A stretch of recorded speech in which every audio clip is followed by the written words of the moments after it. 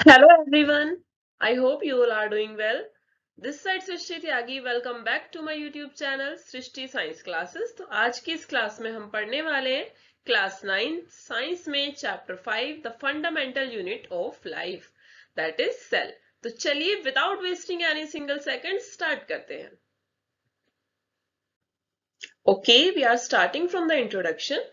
तो यहाँ पर एक ना पीस ऑफ कॉर्क था. पीस ऑफ कॉर्क क्या है? एक ऐसा सब्सटेंस जो कि हमें बार्क ऑफ ट्री से मिलता है. क्या है? एक ऐसा सब्सटेंस जो कि हमें कहां से मिलता है?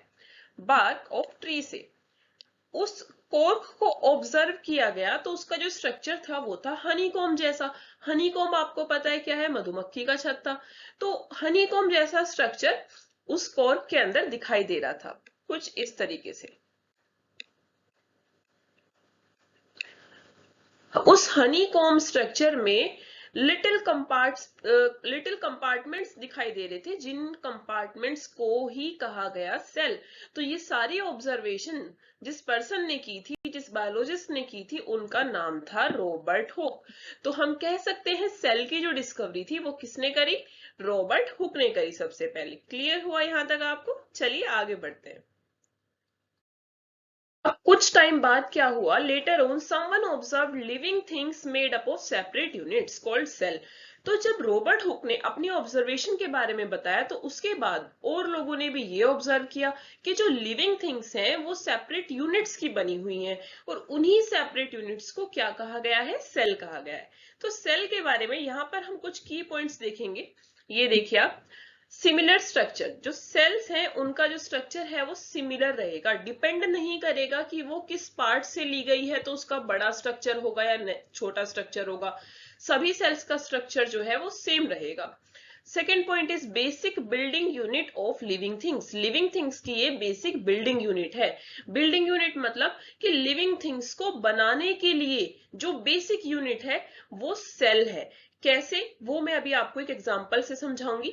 Now next point is all living organisms made up of cell. जितने भी लिविंग ऑर्गेनिजम्स हैं, अब क्वेश्चन हियर राइज होता है, what are living organisms? Living organisms वो सभी ऑर्गेनिजम्स हैं जो कि जिंदा हैं, जो सांस ले सकते हैं, जो रेस्पायर कर सकते हैं. वो सभी किसके बने हुए हैं? वो सेल के बने हुए हैं. Next point is arise from pre existing cell. मतलब कि जितनी भी सेल्स हैं वो कहां से आ गई? एकदम से तो नहीं प्रेजेंट हो गई, वो प्री एग्जिस्टिंग सेल से बनी हुई है. कैसे कि पहले कुछ सेल्स रही होंगी, उनका डेवलपमेंट हुआ, उनकी डिवीजन से न्यू सेल्स की फॉर्मेशन हुई. तो यहां तक के पॉइंट्स आपको समझ में आए? आगे बढ़ते हैं. ये देखिए, यहां पर उसी पॉइंट का मैंने आपको एग्जाम्पल कंसिडर किया है. ये ब्रिक है, ये आपको दिखाई दे रहा होगा. यहाँ पर ब्रिक्स है, ईंट जिनको हम बोलते हैं. तो छोटी छोटी ब्रिक्स से मिलके क्या बनती है? अगर हम बहुत सारी ब्रिक्स को एक साथ जोड़ दें तो क्या बनेगी? एक वॉल बनेगी, एक दीवार बनेगी. दीवार से मिलके क्या बनेंगे? रूम बनेंगे, कमरे बनेंगे. और उन्हीं कमरों से मिलके क्या बनता है? एक घर बनता है. तो हम कह सकते हैं कि जो ब्रिक है वो बेसिक स्ट्रक्चरल यूनिट है एक हाउस की. कि हाउस को स्ट्रक्चर प्रोवाइड करने के लिए जो बेसिक यूनिट चाहिए होती है दैट इज ब्रिक. रिलेट कर पा रहे हैं आप? उसी तरीके से हमारी सेल होती है. सेल से मिलकर, जिस तरीके से ब्रिक से मिलकर एक घर बनता है, उसी तरीके से सेल से मिलकर एक ह्यूमन बॉडी बनती है, एक ऑर्गेनिज्म बनता है, लिविंग ऑर्गेनिज्म बनता है. तो cell is the basic structural unit of a human body और लिविंग ऑर्गेनिज्म. क्लियर हुआ ये पॉइंट आपको? यहां पर देखिए, सेल है, फिर टिश्यूज है. टिश्यूज क्या होते हैं वो हम आगे पढ़ेंगे. यहाँ पर आपको एक फ्लो चार्ट दिया गया है, उसको आप समझिए. सेल से बनते हैं टिश्यूज, टिश्यूज से बनते हैं ऑर्गन. ऑर्गन क्या है? हमारी बॉडी में डिफरेंट ऑर्गन्स हैं, जैसे स्टमक है, जैसे हार्ट है, किडनी है. ठीक है, उनसे बनता है आपका ऑर्गन सिस्टम. ऑर्गन सिस्टम के अंदर डिफरेंट ऑर्गन्स होते हैं, जैसे कि डाइजेस्टिव सिस्टम हम कंसिडर कर सकते हैं. Organ system, different type of organ system अगर एक साथ जुड़ जाए तो वो एक कंप्लीट ऑर्गेनिज्म का रूप ले लेते हैं. तो हम कह सकते हैं कि स्टार्टिंग कहां से हुई थी? सेल से हुई थी. So cell is the structural unit of human body. क्यों? क्योंकि it provide structure to human body. Clear हुआ आपको ये पॉइंट? ओके, आगे बढ़ते हैं. यहां देखिए, यहां पर एक नोट पॉइंट दिया हुआ है, उस पर ध्यान दीजिएगा.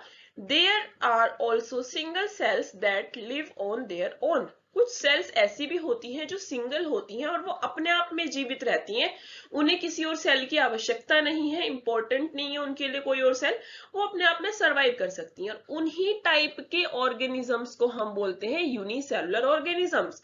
Unicellular organisms are those organisms which are made up of single cell. Examples are amoeba, paramecium, Chlamydomonas और बैक्टीरिया। अमीबा एक यूनिसेलुलर ऑर्गेनिज्म है जो शेपलेस होता है, उसकी कोई पर्टिकुलर शेप नहीं होती, वो किसी भी शेप को ले सकता है, अपनी शेप अकॉर्डिंगली चेंज कर सकता है according to the situation. Paramecium, paramecium एक सीलिएटेड ऑर्गेनिज्म है, उसमें सीलिया प्रेजेंट होते हैं जो कि उसके मोशन में हेल्प करते हैं, सीलिया हेयर लाइक स्ट्रक्चर होते हैं। क्लेमाइडोमोनास एक ग्रीन एल्गी है और बैक्टीरिया आप सब जानते हैं।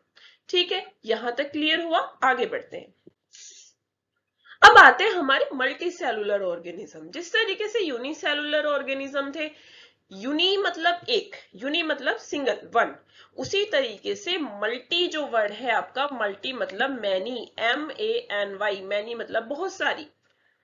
मल्टी सेलुलर ऑर्गेनिजम्स वो ऑर्गेनिजम्स हैं जो मेनी सेल्स के मिलके बने हैं, मतलब बहुत सारी सेल्स उनके अंदर प्रेजेंट है। तो देखिए यहाँ पर डेफिनेशन क्या लिखी है, made up of many cells form various body parts perform different functions. इनके अंदर डिफरेंट सेल्स होती हैं जो कि डिफरेंट डिफरेंट बॉडी पार्ट्स बनाती हैं और वो body parts different function perform करते हैं। यहाँ पर कुछ एग्जांपल्स है, फंगी, प्लांट्स और एनिमल्स। अब आप बताइए कि ह्यूमंस किस में है, प्लांट्स में है, फंगी में है या एनिमल्स में है? ऑब्वियसली हम एनिमल्स में हैं, भले ही हमारे 4 पैर नहीं होते, लेकिन still we are considered in animals. Okay, तो मल्टी सेलर और यूनिसेलर में डिफरेंस क्लियर हो गया। Uni means one, so these organisms are made up of one cell. Multi means many, बहुत सारी, so multi cellular organisms are made up of many number of cells. आगे बढ़ते हैं। Various cells from human body, यहाँ पर हमें कुछ sales के बारे में देखना है जो कि ह्यूमन बॉडी से हमने ली है। एग्जांपल, स्मूथ मसल सेल्स हमारी मसल में प्रेजेंट होती हैं, ब्लड सेल्स ब्लड में प्रेजेंट होती हैं, नर्व सेल ब्रेन में प्रेजेंट होती हैं और जिसका फंक्शन ब्रेन से रिलेटेड एक्टिविटीज को कोऑर्डिनेट करना होता है। फ्लैट सेल हमारी स्किन में प्रेजेंट होती है जो स्किन की क्लियर फॉर्म करती हैं। ओवम एंड स्पर्म आपकी सेक्स सेल्स हैं जो कि जेनेटिक इंफॉर्मेशन ट्रांसफर करती हैं from one generation to the next generation. उसके बाद आती है आपकी बोन सेल्स, बोन सेल्स आपकी बोन्स में प्रेजेंट होती हैं। तो यहाँ पर सिर्फ एक ओवरव्यू था डिफरेंट टाइप ऑफ सेल्स के बारे में, इसके बारे में डिटेल अभी हमें नहीं पढ़नी है। इसी के साथ आगे बढ़ते हैं। Shape and size of a cell related to the function they perform. अगर हम सेल के शेप और साइज की बात करें तो वो उसके फंक्शन से रिलेटेड होता है, फंक्शन पे डिपेंड करता है।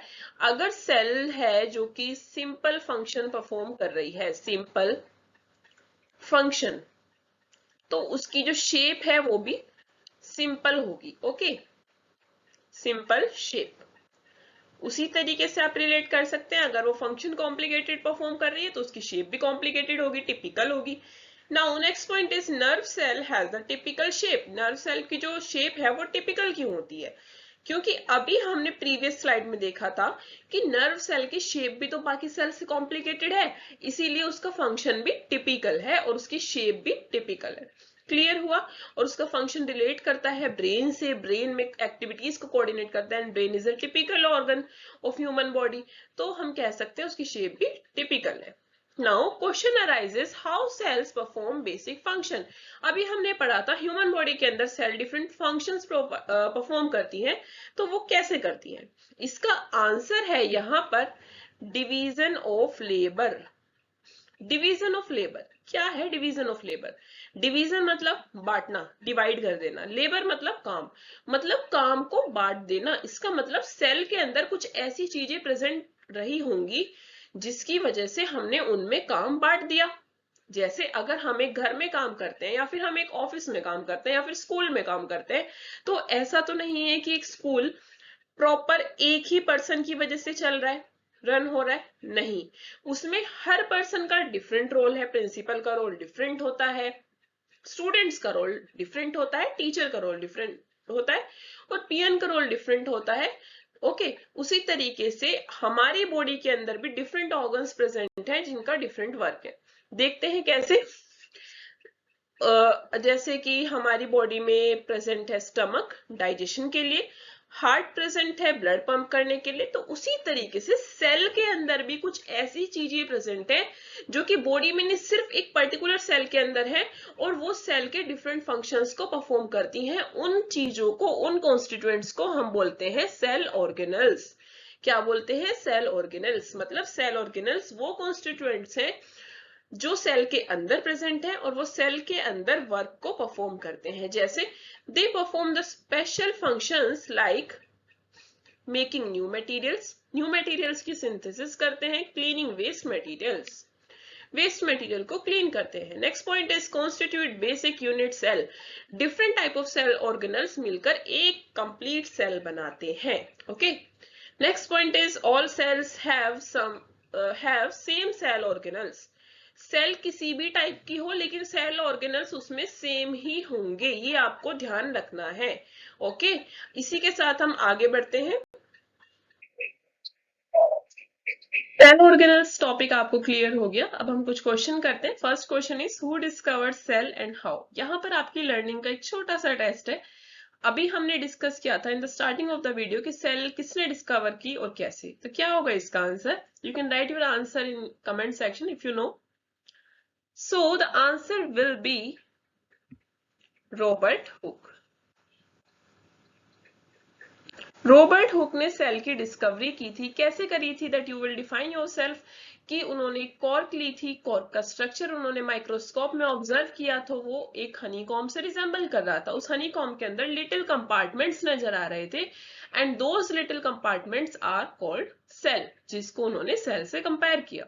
Now the next question is why is cell called the structural and functional unit of life? इसको आप रिलेट करेंगे उस एग्जांपल से जो मैंने आपको दिया था कि एक ब्रिक जो है वो एक हाउस का स्ट्रक्चर बनाने के लिए बेसिक यूनिट होती है। सिमिलरली एक सेल जो है एक ह्यूमन बॉडी का स्ट्रक्चर बनाने के लिए बेसिक यूनिट कंसिडर की जाती है। तो इस वजह से वो स्ट्रक्चरल यूनिट हो गई और वो हमारी बॉडी के अंदर जितने भी छोटे बड़े फंक्शंस हो रहे हैं उनको परफॉर्म करने के लिए इंपॉर्टेंट है, तो वो फंक्शनल यूनिट भी हो गई। तो इसका आंसर क्या हो जाएगा आपका? It gives structure body. और नेक्स्ट पॉइंट आपका आ जाएगा various functions depend on it. कि सेल के बिना कोई भी फंक्शन नहीं हो सकता, that's why it is known as the structural and functional unit of life. Clear हुआ आपको? इसी के साथ इस वीडियो का, इस चैप्टर के पार्ट 1 का एंड होता है। Now part 2 will come soon after 1 day, जिसमें हम आगे की चीजें डिस्कस करेंगे, डिफरेंट सेल ऑर्गेनल्स के बारे में डिस्कस करेंगे। तो अगर आपको ये वीडियो अच्छी लगी हो तो please hit the like button and subscribe my channel and wait for the next video, and thank you for watching.